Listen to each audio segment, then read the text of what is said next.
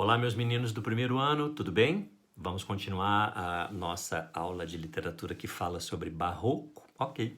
Então vamos pegar lá a apostila 3 na página 65, página 65. Ah, tá, nós vimos no barroco, né? As questões das antíteses, das palavras rebuscadas, mas agora a gente está vendo os grandes autores que escreveram no estilo barroco. A gente viu aquele cavalheiro que nasceu em Portugal, viveu a maior parte do tempo no Brasil, Padre Antônio Vieira e os seus sermões, na última aula.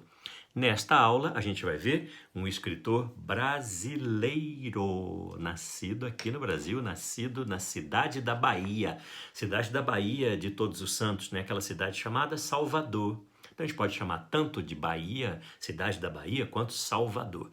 Na cidade de Salvador, que no século XVII, 1600 e Borogodó, tinha por alto ali de 60 mil habitantes. Era a maior cidade do Brasil. São Paulo ainda estava miúda.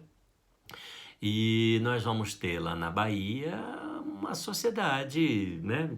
Ainda havia a coroa, havia, né, a capital que era em Lisboa, Portugal era colônia, Brasil era colônia de Portugal, e nós produzíamos já riquezas aqui no Brasil. Qual riqueza? Cana-de-açúcar. Nós estamos no ciclo da cana-de-açúcar aqui no Brasil. E Salvador era a cidade de onde se mandava açúcar para a Europa, se mandava o açúcar para outros lugares. Praticamente fazia-se um tipo de troca comercial. Nós comprávamos produtos estrangeiros, principalmente dos ingleses, e vendíamos o nosso produto, açúcar. A gente só produzia açúcar, mais nada. E a Europa mandava todo o resto para nós, tudo, desde vestuário até móvel, até tecido já falei, até remédio, alimento, jornal, tudo que tinha na sociedade vinha da Europa. E aqui no Brasil a gente produzia açúcar, tudo bem? E quem é que vai aparecer aqui nesse momento? Um cavalheiro que era filho de um dono de engenho de açúcar. Então significava que o sujeito tinha dinheiro e esse sujeito, ele tinha condições de estudar. E ele então foi estudar. Tinha escola no Brasil? Não. Tinha que ir para a Europa estudar. E ele foi então para uma cidade chamada Coimbra, que fica em Portugal, do lado de Lisboa, que é a capital de Portugal. E ele foi estudar direito, se tornou um grande advogado, um grande pensador e um grande conhecedor da língua portuguesa e um grande poeta brasileiro, extraordinário, grandiosíssimo, encantador, Gregório de Matos e Guerra. Gregório de Matos. Só que o sujeito era muito inteligente, o sujeito gostava de um outro produto que também saía ali da cana-de-açúcar, chamado cachaça. Gostava, tomava um bocado e era meio boêmio, tocava violão bem e fazia poesia e fazia canções e pedia para que todo mundo cantasse junto com ele, lá na boemia, tomando seu drinkzinho, fazendo alta poesia. E o sujeito não tinha muito papas na língua não, sabe? Falava todas as verdades. Por exemplo, falava, poxa, por que nós aqui no Brasil temos que ficar escravos da Europa? Eles mandam esses produtos caríssimos para nós e nós temos que vender o nosso açúcar tão baratinho. Se a gente tivesse outros produtos para vender, pelo menos compensava o que se perde com o açúcar. Porque vem os ingleses para cá e nós falamos para ele, nosso açúcar custa 10. O inglês diz assim, eu pago 5. Você fala, não vendo. Aí o inglês não deixava os produtos que a gente precisava aqui para nós. Tá bom, vai por 5. Então a gente era sempre tapeado, compreende? E o Gregório acusava isso. Não só isso, ele acusava todos os problemas que ele via na sociedade. Na nobreza que morava aqui, nos administradores que moravam aqui, falava mal dos brancos, falava mal dos negros escravizados, falava mal dos índios, falava mal dos pobres, falava mal dos remediados, falava mal dos ricos, falava mal de todo mundo, até dele falava mal. Meu Deus! E como ele criticava muito todo mundo e toda a sociedade, ele ganhou um apelido, Boca do Inferno. Boca do Inferno. O cavaleiro não media palavras, falava o que lhe vinha na veneta. Grandes críticas. Como é que nós sabemos isso? Porque sobraram muitos poemas dele até os nossos dias. No início do século XX, 1900, que conseguimos detectar esses poemas, encontrar esses poemas e detectar que eram do Gregório de Matos, porque não havia, publicação, ele nunca publicou um livro em vida, ele escrevia e algumas pessoas passavam umas para as outras e acabaram sobrando alguns poemas do Gregório extraordinários e que pelos estudos dos nossos intelectuais verificou-se que quais eram propriamente os do Gregório de Matos e Guerra, o Boca do Inferno. O Cavalheiro tinha grande conhecimento de cultura, de língua, de literatura, e escreveu todo tipo de poemas. Sério? Quais são os mais conhecidos? Poemas satíricos. Ah, tá, são aqueles que fazem críticas e xingam e criticam. Os poemas satíricos, que deu o nome, né, a ele de Boca do Inferno, os poemas satíricos. Os poemas amorosos, poemas líricos, né, fala de amor, poemas líricos, o eu falando de suas emoções e de seus sentimentos. Né?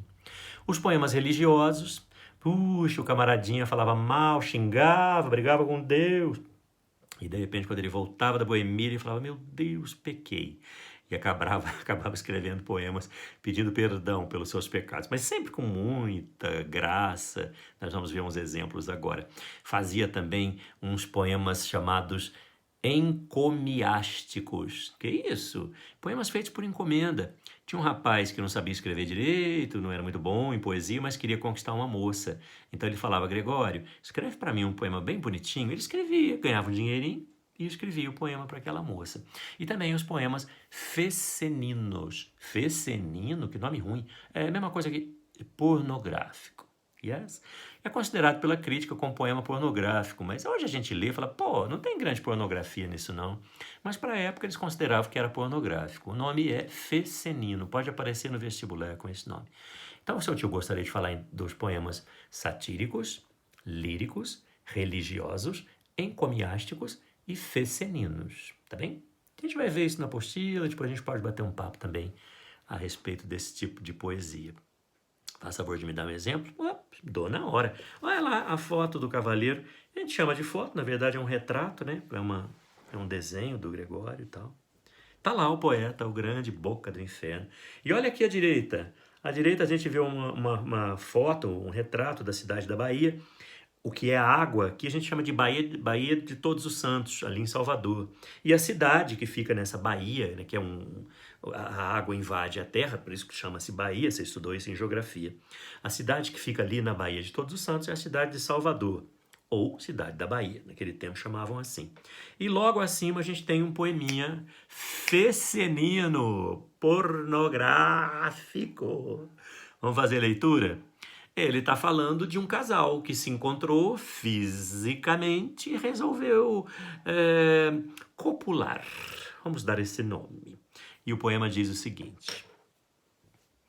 O amor é finalmente um embaraço de pernas, uma união de barrigas, um breve tremor das artérias, uma confusão de bocas, uma batalha de veias, um rebuliço de ancas. Quem diz outra coisa é besta. Compreendem por que ele é o Boca do Inferno? Ele está dizendo que o amor é sexo, o amor é encontro de dois corpos, de veias, artérias, bocas, pernas, barrigas, ancas. Anca é bumbum, né? A anca. Então ele diz que quem diz outra coisa do amor é besta, quer dizer, o amor platônico, sentimental, oh, que saudade, te amo, fica na mente, fica no coração, no peito, vai estourar, oh, te amo. Não, né? Fessenino, pornográfico, ele diz, o amor é sexo, o amor é pele.